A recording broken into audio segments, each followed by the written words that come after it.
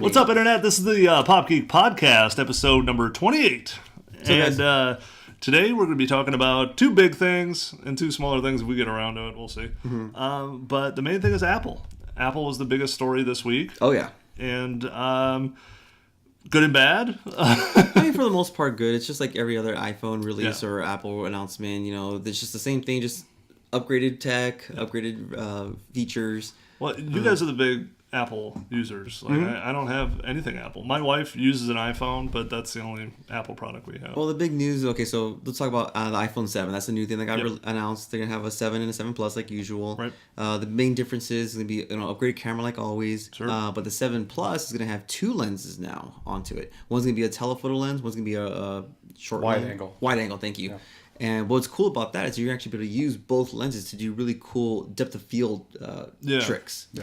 Now, they use simultaneously, right? Or can you switch between them? Well, you or does can is use it smart and it uses it on its own? It depends on the type of shot you're trying to take. But there's an option on the screen, the zoom option, I think. And that's, I think, one of the ways to utilize both the lenses. Yeah, so now you'll be able to do 2 times optical zoom and then up to 10 times digital zoom or software zoom. That's good. Yeah, and then another big thing about the new iPhone is because it's now water resistant and dust resistant, so that's a cool feature. About time. Yeah, I know, right? Jesus, talk about taking forever to catch up to Samsung. Yeah, I got all that stuff a year ago. Mine will even catch on fire and kill people. So. But yeah, like it's kind of interesting that there, a lot of people were like decrying this as some sort of like, it's not the best new whatever that Apple's known for. We want Steve Jobs zombie to come back and fix this, and that's not what it's always going to be. No. Like you can't reinvent the wheel every single time. Well, as far as the headphone jack goes, I'm happy for that. Yeah, I think a lot of people are ready to move on. A lot of people aren't though. We've seen it coming for a long time. We knew it was going to happen. It was just when. Yeah. And, a lot of us thought it was going to be the last iPhone that they were going to lose it with. But I think it was rumored with the last one, but then it was, and they never did it. Yeah. But, I mean, it allows them to utilize the space within the phone a lot more for other things that are more important. And, sure. It also allows them to make a thinner phone. Yeah. Yeah, I'm excited for the new, because of that real estate now without the iPhone or the headphone jack, is that taptic feedback chip in there to allow you to do different vibration patterns for your phone. So if you're playing a game, you can program it to rumble. Yeah, exactly. Yeah, that'd be kind of cool. Yeah, it'll be pretty interesting to see how that works. Yeah, and again, I think I saw somebody breaking it down on one of these like finance shows where they're talking about the stock because the stock didn't move the way they thought it was going to move. Again, I don't know what people were expecting. We kind of knew what the iPhone 7 was going to be. Yeah. And they were, I think, some of the people who don't understand tech as well think we need iPhone 2.0 that like is some new device that changes life the way the first one did. I mean, the first one just blew phones away and everyone followed them. Yeah, but right now it's like you need battery life. Yes. You need a camera that doesn't suck, and you need the stupid thing to be waterproof because everyone is tired of dropping one in the toilet, or you drop it just like splashes of water. I've seen ruin phones. Yeah. Well, the worst is for me. Like I brought a phone in one time. This was my HTC back before I got this. They said, "Oh, this has been in water." I'm like, "What are you talking about? It's been in water." They said, "Well, we popped the back off. The little dot is red. That means you dropped it in the water." I'm like, I've never dropped this thing in water. Like moisture but maybe moisture from somewhere got in there and it was acting up in the phone. And again, I had to buy a new phone because of it, because it was acting up and then that voids warranty. So, but yeah, I think the iPhone is going to be fine. Everything's going to be fine with Apple for the most part. The biggest news to me is Miyamoto showing up and Mario is now coming to iPhone. Yeah, that's awesome. That does make me sad to own a Samsung. I am a little disappointed that that's just going to be another runner game. It is. It's a runner game. It'll be Mario, so it'll be fun. It'll be more streamlined, or like the gameplay will be better than the other runners that we've had in the past. Yeah. But there have been a lot of Mario knockoffs on iPhone too. So. Yeah. Well, the main thing with their runner design has to be a certain way. It's Miyamoto and the heavy hitters from Nintendo. It's not, hey, we ported it and let some third party, app maker try to design a Mario game. It's the real guys doing the real thing. Miyamoto showed too. He's like, basically the design of the phone doesn't allow you to do the two thumbs. You could do it. There's games that do it, but it's not real exact, and you kind of need that. Again, this would have been a perfect opportunity to come out with a Bluetooth controller. Yeah, Mario game packaged with a Bluetooth controller, just a simple, like the old school Nintendo D-pad. Yeah, I would love that. Like I said, I would love to like set my phone into a D-pad. Yeah. And just have it and play the D-pad. Or not even that, just have it Bluetooth, you know, and just have it sit on your lap or on your computer. Like, I don't know, you see all those cases with the little stand that pops it up and everything. That's all you need. I think there's certain things though that this adds that could be great. Yeah, it is a runner game, but it's still Mario, and there's stuff that those guys do that's just flat out better. Right. And then the other thing is they're hinting at the possibility of customization, that this could be a Mario Maker type situation. Mm-hmm.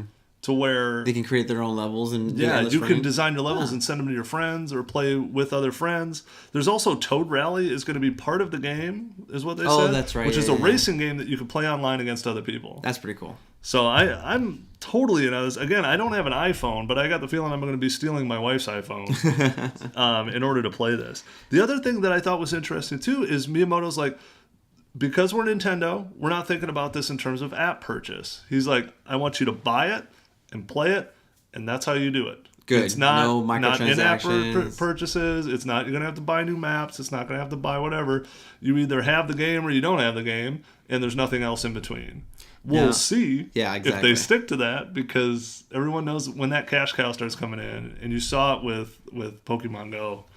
Nintendo stock went through the roof. All these people started making money, and it's like, holy crap, look at this. And we'll see. I haven't heard a lot of Pokemon Go stuff lately. Yeah, no one has. And just kind of fell off the face of the planet there, it seems.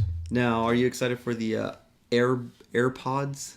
Are you gonna get a set? What is that? I think so. It's the wireless headphones. The wireless earbuds. I don't know. We'll see. I might. I mean, the price isn't terrible. I mean, if the sound, not the wireless ones. No, they come with the regular ones that they always come with. But, the wired ones? Yeah, the wired ones. They don't. But they have they're special. Oh, there's a lightning adapter. Yeah. Okay, that was one. Well, it does. It comes with a lightning adapter also, but because of the headphone lightning adapter already in the box. But the new buds connects directly to lightning. Oh. But the AirPods are the Bluetooth wireless Apple Buds that has a microphone in it, and it's like dual hands-free sets. Yeah. So that stereo hands-free is gonna get lost. They're so small. Like, are they good to begin with?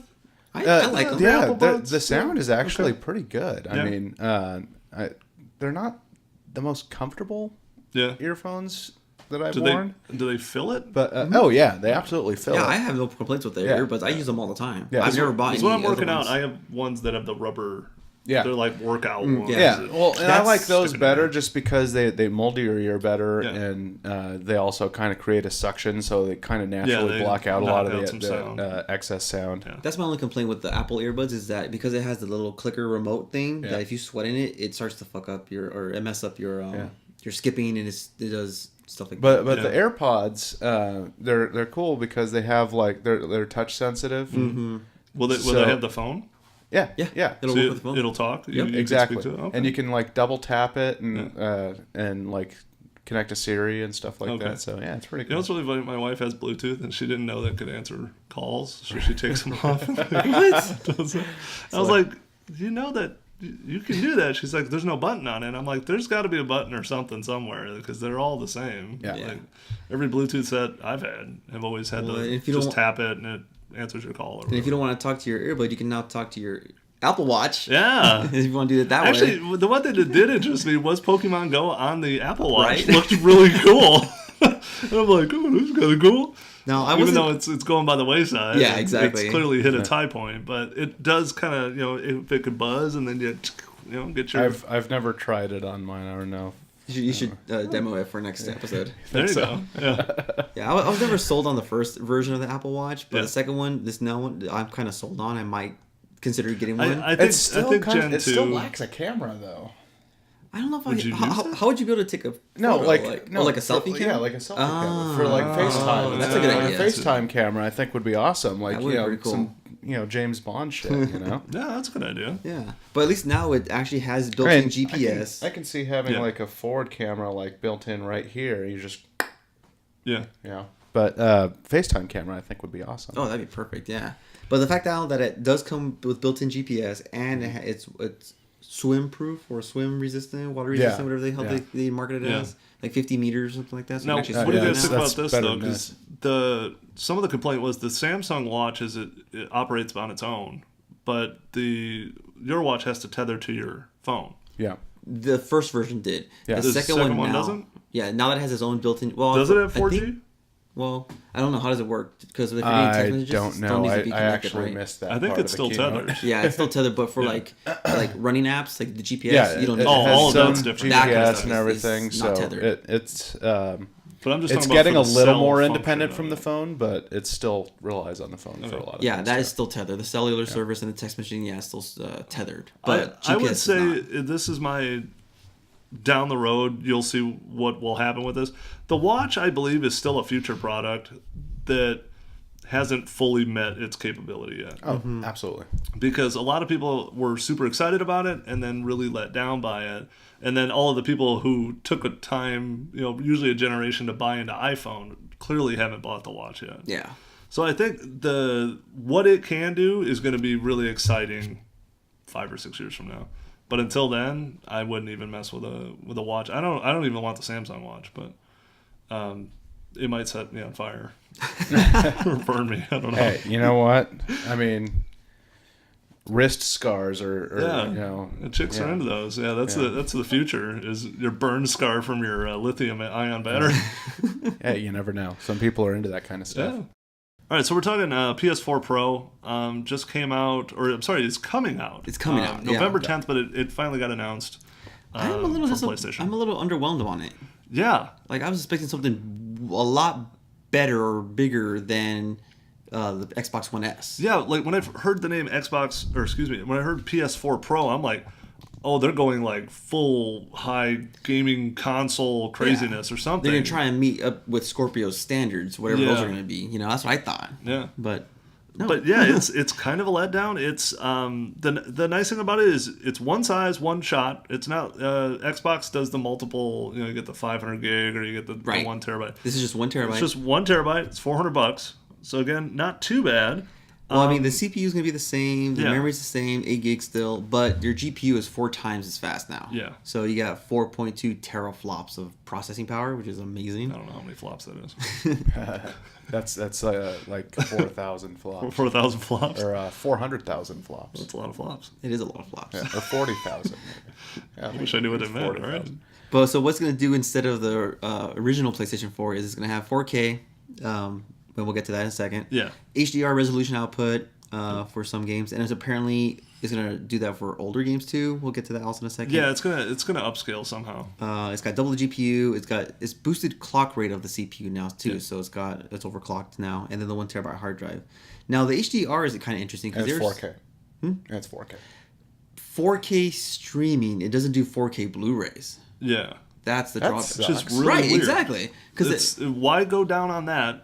And it's 4K gaming. No one really makes a 4K game yet. But I mean, it's coming. Yeah. Everyone is moving towards 4K television. Oh, Netflix is putting out a lot of 4K content. That's what they said with the new Netflix app update. Then that's how you'll get your 4K streaming video movie service. But there's no 4K Blu-ray support. But the Xbox One S does. Yes. So it's kind of like, well, that's weird. Well, they're also kind of going away from physical media like that, too. True. Yeah. But, I mean, there's still some guys like me. I like buying the Blu-rays because I like to have all the bonus features and all that stuff. And Netflix doesn't have all the newest movies that just came out. Yeah, but, I mean, when you think about it, I mean, Blu-ray looks amazing, whether it's 4K or it does. I mean, you are splitting hairs. Like, when you first saw HD, that full 1080, it blew your mind. And, 4K is like, good. There's only so much my eye can take in. I mean, it looks amazing. Don't get me wrong, but there is a limit. Yeah. Well, it certainly looks better in 1080p, but I mean, when push comes to shove, I mean, is it really needed? Yeah, that's true. The ups and the downs of it are kind of weird. Like, I didn't even realize Xbox S came out in August. I don't even remember them pushing it. Like, it's just kind of like, hey, we made a smaller Xbox. There you go. And we updated some stuff. And well, I mean, Sony does the same thing with every console, and they make a smaller version of it. Yeah, usually you do see the S versions come out a few years later. This is great, I think, if you are someone who's thinking about buying a console. Yeah. Yeah, you would buy the Pro. Like, I'm always going to buy whatever the best one is. I'm not going to go backwards. So I would buy the Pro.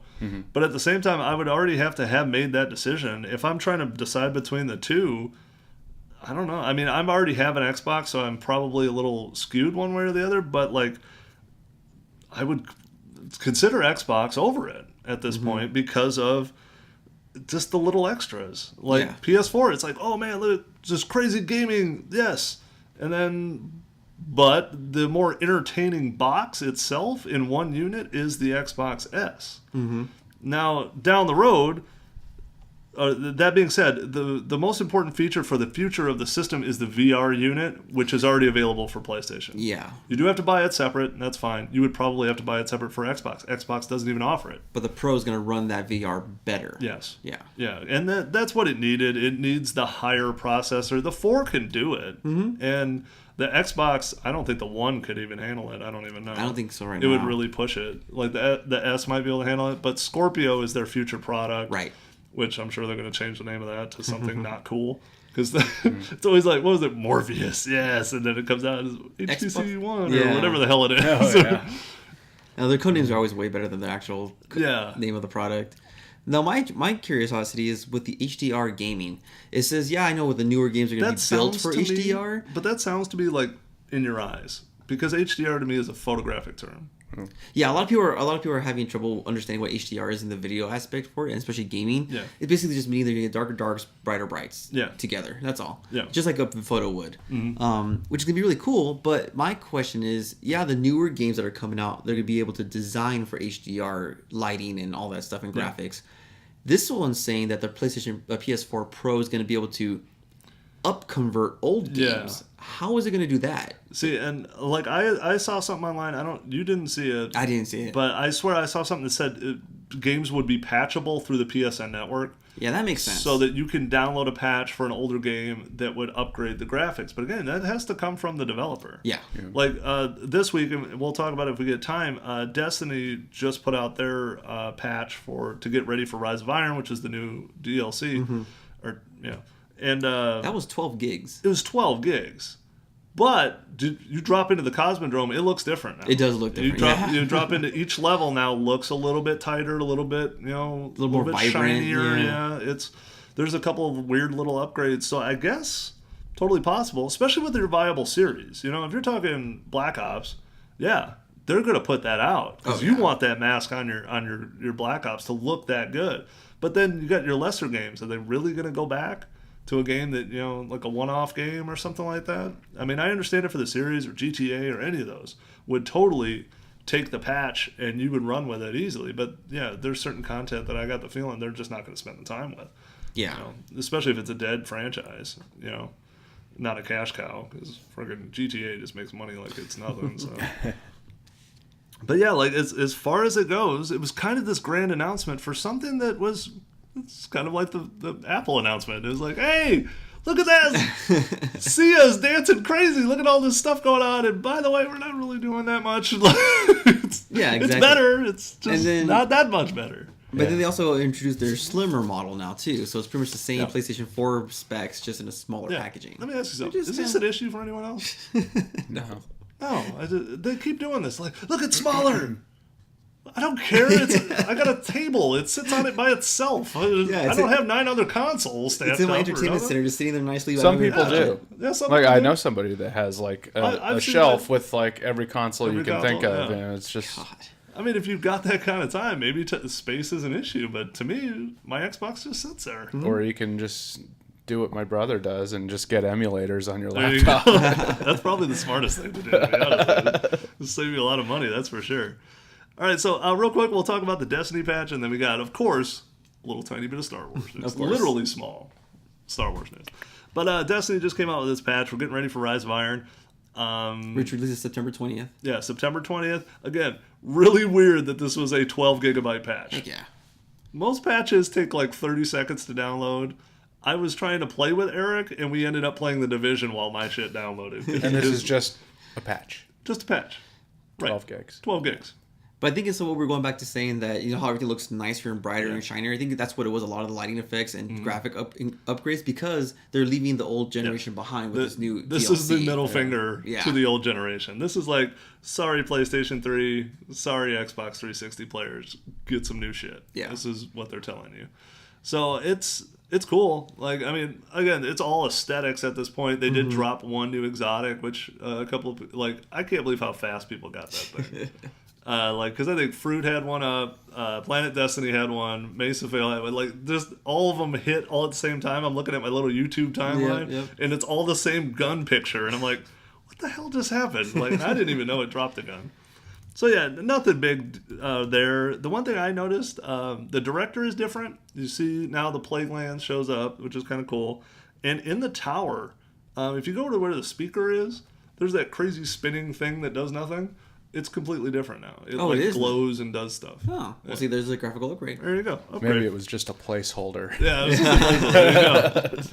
All right, so that's our weird little Destiny thing. Oh, and there's been a weapons rebalance, so take your shotgun and your hunter and go cram it. It's still going to get killed by hunters and shotguns from now on. So anyway, the last thing is I heard about this. I saw the behind the scenes. Rogue One Go Rogue toy movie is out, and it's an episodic. They're about 2 minutes long a piece. It was done. It's a fan film, but Disney gave them all the rights and all the fun stuff, so they can have everything that goes along with it. It's Rogue One told through the toys of Star Wars, and it's amazing. It's really funny. It's like watching the Lego Movie. It's a lot of silly slapsticky jokes. And there's Lego guys, and then there's the big guys, and the great big ass 3-foot tall stormtrooper and stuff like that. I just think it's brilliant, and I think that's one of the coolest things. And I don't know if it's a Disney thing or who it is. Well, they've been really tapping the fans for content, and I think that's super my understanding was Disney was behind it the whole time. So. Yeah. Oh yeah, they were given everything. Yeah. I mean, it looks like a crazy episode of Robot Chicken, but yeah, it's really well done. Really excellent stuff, and if you guys haven't seen it, please go check that out. That's the coolest thing I've seen in a while. So, yeah. So anyway, I think that about does it for episode 28 of the Pop Geek Podcast. So short episode. Yeah, we're doing shorties now. Yeah, I don't know why. Why not? So yeah, follow us on Facebook, Instagram, and Twitter, and I think that's all we got. And keep an eye out. We'll have some more content popping up. I should have some more Destiny crap. Remember to subscribe to our page too. Yeah, please subscribe. We could always use subscribers. Yeah, we've been stuck at 200 and something. For a long time, we got to break through this plateau. We hit 65 views on our last one. Yeah, definitely give us some likes too. We always like those too. Cool, and anything you guys want to see on the show, please comment. We'll write you right back. So we'll see you next time. See you guys.